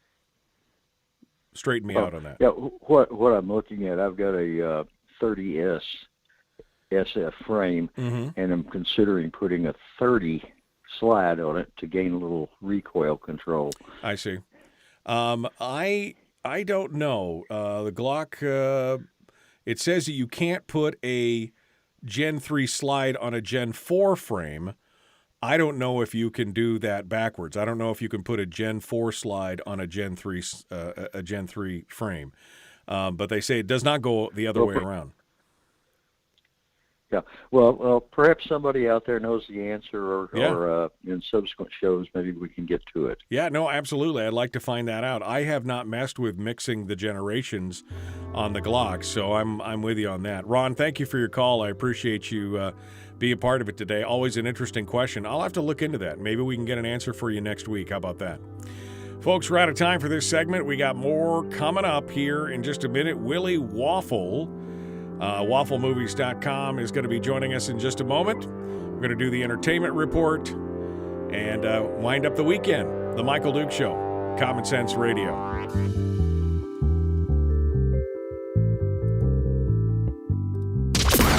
Streaming live every weekday morning, 6 to 9 a.m. on Facebook Live and MichaelDukesShow.com.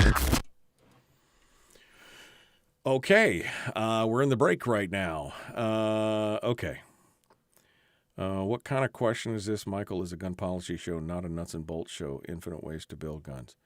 Well, Harold just does not listen, does he?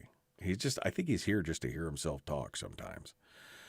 Sean says, Glocks just do not fit in my hand. Yeah, and you're right. For some people, Glocks are like a stick of wood, just a chunk of 2x4 in your hands. But for others, and I got pretty big mitts, and so it feels good in my hand. I don't know why. I do like some of the I was just going to say, I can't remember what it was. Oh, the Springfield, the Croatian-built Springfields. I do like those. They've got a real nice ergo feel to them as well. But I don't know. The Glock is a very comfortable pistol. It's good to see. You guys need to meet at a restaurant in, say, MMJD. I don't know where MM. You guys need to meet at a restaurant in, say, MMJD and try it. You could live cast. I don't know what MMJD is. Maybe I'm just a little slow this morning, Brian, but I'm not sure what you're saying there. You guys need to meet at a restaurant and try it. You could live cast. I could live cast. I love live casting. I have live casted. I have done the show. We did the show last summer from Ammo Can Coffee. We did a Firearms Friday show from Ammo Can Coffee in Soldotna. That was a lot of fun. Harold Whitlazy says, check your email. Sorry.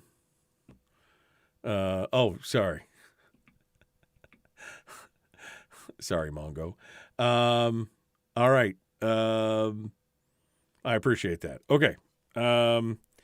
Have you shot the H&K VP9? That's my favorite plastic pistol. It fits like a glove, shoots amazing. No, I have a couple HK pistols, but they're the smaller ones, like the little 22s. I have not shot any of the newer high-speed HK pistols.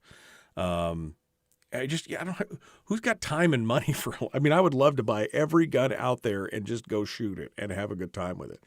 But there comes a point, I'm kind of at that point in my life where I'm not buying a whole lot of guns because I got kind of what I need, and while I would love to go try that, if anybody has one and wants to go shooting someday, let me know. I'd love to give it a try. But I just,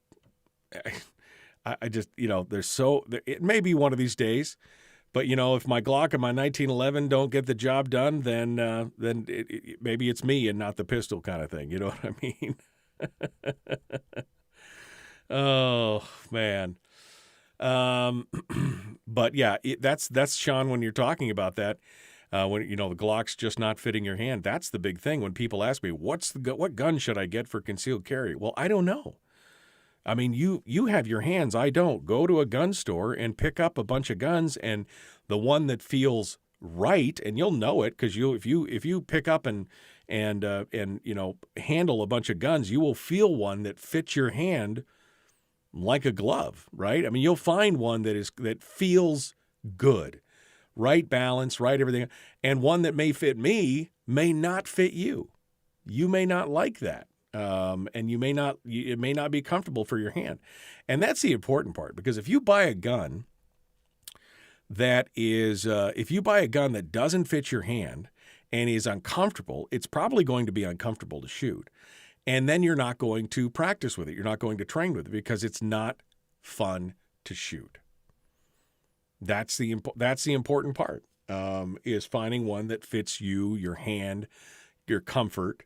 Do you have the strength to cycle it, all those kind of things. I mean, that is the important part. So, yeah, you're right. If it doesn't fit your hand, that's not the gun for you. No matter how good people say it is, no matter how much they tout it, if it doesn't fit your hand, that's not the gun for you. Now, I'm not saying you couldn't go out and find somebody who has one and go for a range and try it out on the range. Maybe it's a little different, but most of the time, whenever I've handled a gun, I know if it's going to be comfortable. I can pretty much guess whether it's going to be comfortable for me to shoot or whether I'm going to want to shoot it all the time, because it just does. It either feels right or it doesn't. That's what it is. So, okay, we're coming down to the end of the commercial break here. My phone is about to ring, and we will be jumping into this with Willie Waffle here in just a minute. Hopefully on Monday, Facebook is back up, but if it's not, we'll be right here.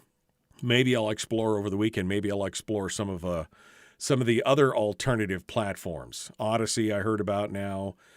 Maybe Rumble has got a live streaming. I'll find a live streaming platform out there that we can all jump on board with, and I'll add a fourth one to the queue. We'll do something. So, anyway, thank you, folks. Don't forget, if you are on YouTube this morning, hit subscribe. The subscribe button. It's outside of the chat window. You got to hit subscribe and then push the bell icon to take the little line off of it. That means you will get notifications every week. Every day, every weekday when we go live. That's what you want to do. That way, if you miss the Facebook notification or Facebook is down, you'll always know where to go on YouTube. The Michael Dukes Show, Common Sense Radio.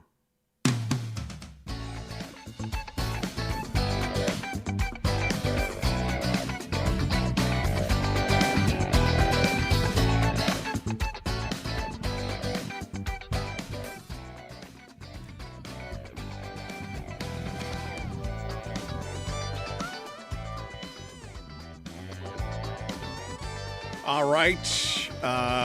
Hey, how are you? Welcome back to the program. It is the Michael Dukes Show, and it's Friday, and we're at the end of the show, and that means we get to bring in my buddy, the man, the myth, the legend, the one who is one with all movies and all entertainment and just loves the popcorn. Willie Waffle joins us this morning. Hello, my friend.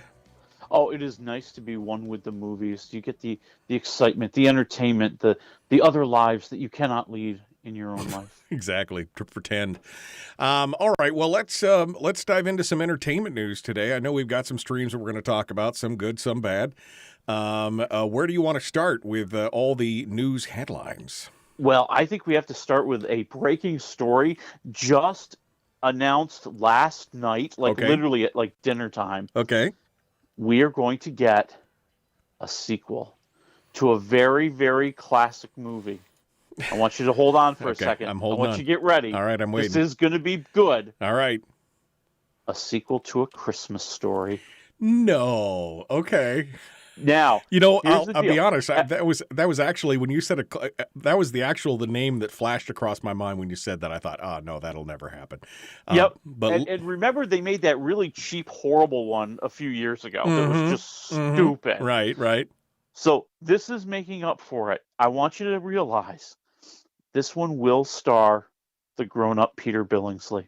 Oh, he's like a vet or something. He stopped being an actor, didn't he? He did. He does a lot of production. He was one of the people involved with Elf. So I mean he's still in Hollywood and does a lot of that. And he is going to go in front of the camera again to play, yes, young Ralphie, who has now grown up. It's the 1970s, and he's taking his children back to the family home to have a Christmas just like he used to have when he was a kid. Oh, no. Okay. Wow. I guess that was a sequel you didn't know you needed until now. I mean, that's, I think everybody likes to cash in. That's always the first part. But, I think this could work. But here's the deal. I think they are going to be idiots, absolute, positive, blithering idiots, if they put this in movie theaters. This has to go straight to Netflix or to Disney Plus or someplace where everybody can just enjoy it. I think going to theaters will be a disaster for this movie. Well, I would say that's probably close on. Now, of course, most of the other actors in this are, Gavin McLeod, not Gavin McLeod, Kolchak the Night Stalker. I can't remember his name. Yeah, no, I know who you're talking about. Yeah, no, yeah. He is gone. He's long gone. I think I don't know if Mom is around anymore. I mean, how are they going to recast all this, or what's the story? Well, the inside scoop is that Dad has passed away. Oh, okay. All right. Yep. Okay. All right. Well, that's where they're going to go with it now, and they're going to save a few bucks. The filming starts next month in the Hollywood Mecca known as Hungary. Sorry, I didn't mean to snort there. I didn't realize that Hungary was the Hollywood Mecca. I didn't realize that was it right there. You must be able to do things cheap in Hungary, yeah, baby. You must be able to do. That's the place where you can still find architecture from the 1970s. Right. Well, true. That is true. You could get up an American street and everything else. All right. Well, yeah, but they're going to promise. They're going to promise we're going to see some characters from the past, and he's going to see his old friends. And I'm telling you right now, if the bully is not the mayor, I think they've made a mistake. No, I agree. I agree with that. All right. Well, so Christmas Story 2 coming soon to something near you. What else? This is one I was interested in. Weird Al Yankovic. I used to love, growing up as a kid, a teenager in high school, in fact, I won a contest. We did a air band contest at the high school, and everybody else was doing like rock bands and everything else. And I got my brother and some of my closest friends together, and we did a Weird Al Yankovic Hooked on Polka thing. And we won, and that was the funniest thing ever. But I love Weird Al Yankovic. New movie coming out, not starring Weird Al, but it's a biopic or what? It will be the story of Weird Al Yankovic starring Harry Potter. Yes. Okay. Daniel Radcliffe is going to play Weird Al Yankovic. Oh. It is going to be a movie for the Roku channel, which I didn't even know Roku had a Roku channel. But they do. And they were willing to pay Daniel Radcliffe. Yep. And I think this could be one of the greatest mockumentaries ever. If you read the description of the movie and all the press that they've been doing for the movie, it, quote, will cover his torrid celebrity affairs and depraved lifestyle. Oh, so this isn't like a biopic. This is like a comedy. This is my life kind of comedy thing. Yeah. I think it's going to be more along those lines. And you know what? That's going to be darn funny because, Weird Al Yankovic, I don't know how much story there is there. I mean, he works hard. He's very talented. He writes fun music. Where's the movie there? Right. That's why I think they're going to make stuff up. I can't wait. That'll be awesome. Like I said, I love me some Weird Al Yankovic, and I think that he's a brilliant guy, and he's a hard worker, and he's a good human being. I like that about him in Hollywood. So that'll be good. I'll watch that. I mean, I don't have the Roku channel, but we'll find some way to get it. We'll figure it out. All right. Speaking of the streams, Netflix is raising the price, baby. Those sons of guns. Oh, my God. I mean, don't they know there's a pandemic on and everybody's lost their job and is struggling? I mean, we're all eating top ramen if we can find it in the stores. Well, and you have to realize Netflix also had a horrible announcement this week that they're way off their pace for new subscribers, and their stock took a nasty tumble yesterday. So you team that with this announcement that, oh yeah, by the way, we're going to be raising prices. Come on. Yeah. Come on, man. Okay. All right. Well, I don't even know. I don't know. I think we're paying. I don't know. We've been on Netflix since they started. We started out and then it went to the stream and we paid a couple. I want to say we're at the $15 a month plan, but I don't even know. I don't even know what the difference is between the basic, the standard, and the premium. But on the top end, we're talking about $20 a month. Yeah, I mean the top end is going $19.99 a month. Your basic, just straight up, you can stream it on one device and you get a decent resolution. That's $9.99. Your standard is going up by $1.50 to $15.49. If I remember correctly, you're allowed to stream on two devices, and then the premium one is being able to stream on 4 devices, but also you have a higher quality picture. Okay. I got to say, we were just talking about this today, cutting the cord, and you and I talked a little bit about this, the cutting the cord madness. I mean, it went up 27% during the last year. 27% more Americans have cut the cord. Most people are going to streaming. And I remember when I had Dish Network, I didn't have cable, I had Dish Network. And I mean, it was $125 a month. And still, even if they pushed it all the way up to $20 a month, that's less than 50 cents a day. I'm okay with that. I get 50 cents a day of enjoyment out of my Netflix account. I'm not really worried about it.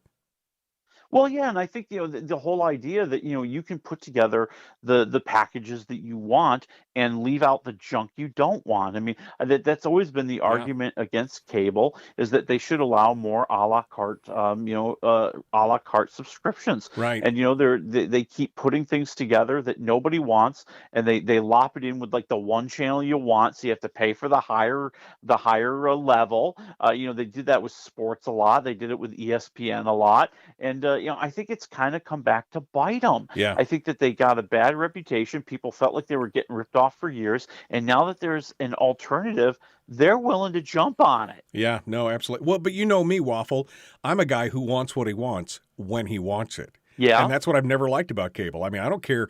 You got your channels, you got your schedule. I don't care about your schedules. Show me what I want to watch. Let me watch it now. That's what I like about the streams.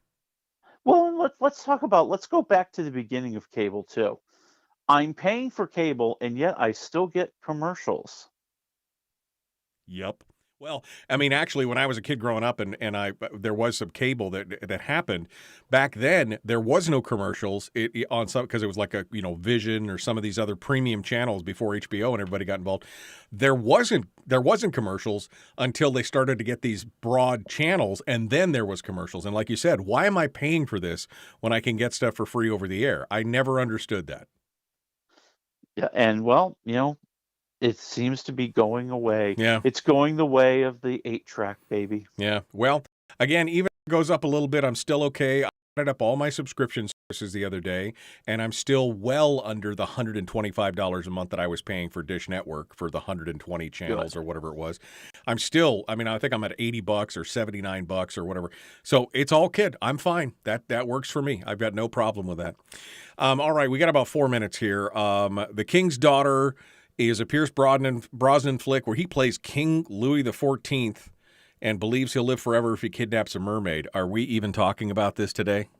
Oh, dear God. Isn't that enough to make you realize, no, we should not waste a moment's time looking at it, thinking about it, considering it? I mean, Pierce Brosnan obviously didn't. And here's the topper. This thing's been sitting around for 7 years. Oh, Lord. Yeah. I love me some Pierce Brosnan, but no, I'm sorry. Can't do it. All right, so that one's just a -1 Waffle on general principle. The other one, which I've seen a lot of buzz about, and not necessarily good buzz, is How I Met Your Father, which is a Hulu series, and it's a reboot of How I Met Your Mother with a gender swap, or what? Yep, they flipped the genders. Hilary Duff is now our lovelorn New Yorker, trying to find true love, trying to find the man of her dreams, and of course having wild, wacky antics with her friends along the way. Right. And it is trying so hard, and you know what? You don't capture lightning in a bottle twice. Right. And I think that the biggest problem with this series is that it will always be compared to the better one. It's like, let's do MASH, but let's change it to another unit in Korea. No, you can't do that. Okay. Right. Let's do a Seinfeld type show about the people who live next door to Jerry. No, nobody wants to see that. And this show, it lacks a lot of the chemistry, it lacks a lot of the heart, it lacks a lot of that earnestness. I mean, I just feel like, it's just a big fat excuse to try to swindle a little bit of more money out of this thing when we already had a great series that people liked. New ideas, baby. What we want is new ideas, not reboots and reshovels. Have you seen it? Can you give me a waffle score here? I'm going one lonely, horrible waffle. Yeah, my daughter came to me, and because I've never seen How I Met Your Mother or whatever, and I asked her about it in passing, and she's like, "Oh yeah." She goes, "One episode is out," and she said they are crushing it on Reddit, and some of these. She goes, "They are just tearing it to shreds. It's useless." And, deservedly so. Yeah. It's junk. It is junk of the highest order. All right, quickly here. We got 2 minutes left. The Puppet Master, which is Hunting the Ultimate Con Man. This is a true miniseries. I'm sure you love this kind of stuff.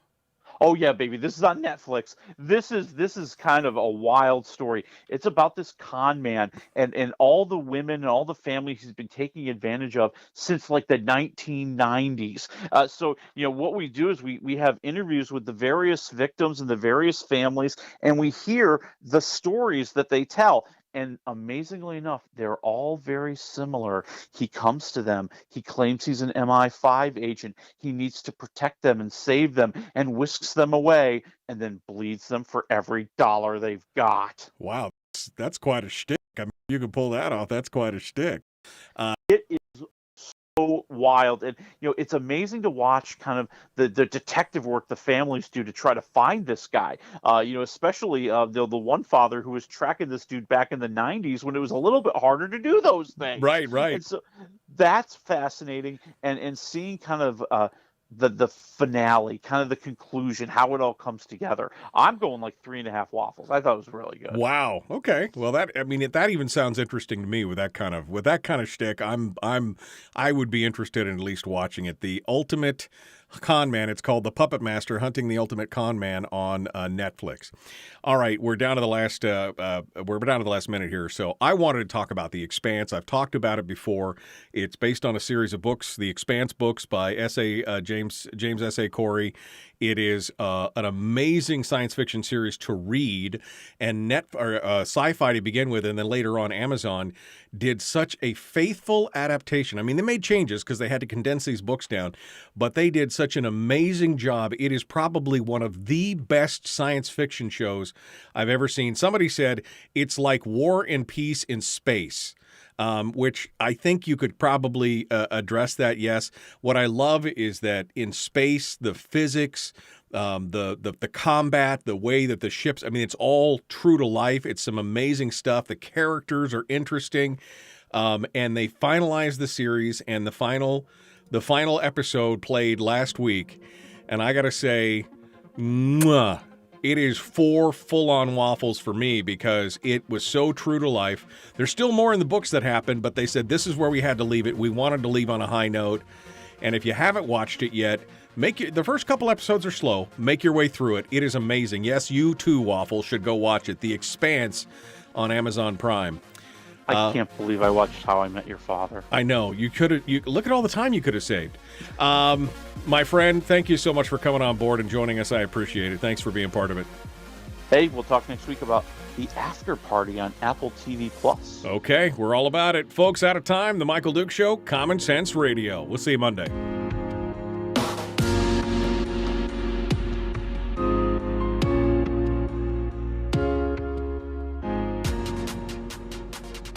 I mean, I have to admit that, when I rate something, I have a tendency to usually go all in. It's either like 4 or it's a 1. I don't do the shades in the middle too much, but I really can't say enough good things about this. If you're a fan of sci-fi, and, some sci-fi is good for specific reasons, like, Firefly was always good for the characters and the story and the acting, never for the physics or the space combat or whatever. It was always about the characters. Same thing for like Star Trek and Star Wars and some of the other. But this thing is so true to life with physics. I actually watched a documentary one day, 15 minutes of an actual astrophysicist critiquing the space flight scenes in this show, and she was like, they are 99% right on. It's so cool to watch. And again, stories and great characters, and I just can't say how much I watched the whole series 3 times last year. In overall in the lockdown and everything else, in preparation for this season and the final season. I got to tell you, Willie, if you've never listened to me before, listen to me now. If you like sci-fi, go out there and watch this thing. Well, and football season is coming to an end. I will need to do something with my Sundays. Do something, because that's 3 hours you'll never get back watching people chase a piece of pigskin around on the field. There's some real storytelling there. Sorry, that's my mocking of sports because I'm not a sports guy. But, this is it's such a good story, and it really is a lot of times a nail-biter. And I just love it. I really, really do. It is definitely in my Hall of Fame of top 5 must-watch TV series that's ever been created, in my opinion, my humble opinion. So there you go. That's it for me. I'm done, my friend. Anything else before I let you go? No, that's really all I have. I will leave you with one little tiny story, because I just find this very entertaining. Lori Loughlin, Aunt Becky, was robbed. This is the Full House Aunt Becky? Is that what you're talking about there? That's right. Full House's Aunt Becky. So South American thieves who come into the country and perform a series of high-end robberies nailed her house the other day and stole like $1 million worth of jewelry and then hightailed it out of the country. And here's the thing I don't think they understand. You shouldn't mess with an ex-con. Yeah, that's right. Oh, that's right. She's the lady that got pinched on the whole college pay-for-play thing in the colleges, right? She just got out of jail a year ago or something? That's right. She knows people. She will cut you. She's going to cut a person. That's right. My God, that's crazy. I mean, $1 million. First of all, I'm trying to wrap my brain around $1 million in jewelry. I hope they had insurance. But yeah, or a better security system. That's probably what you needed to do. Well, sorry, Lori. I guess them's the breaks. That's what happens. All right, thanks, brother. Appreciate it. Thanks. Hey, you got it. I'll talk to you next week. All right, folks. On Monday, we're going to talk about Charlie Pierce dropping into the governor's race. Did you hear about this? Yeah, if you were listening to the show earlier, you did. We mentioned it, but we're going to dive into it on Monday. Maybe we'll have a special guest. Maybe. I don't know. We'll see. We'll see what happens. Thank you, my friends. We'll see you on Monday.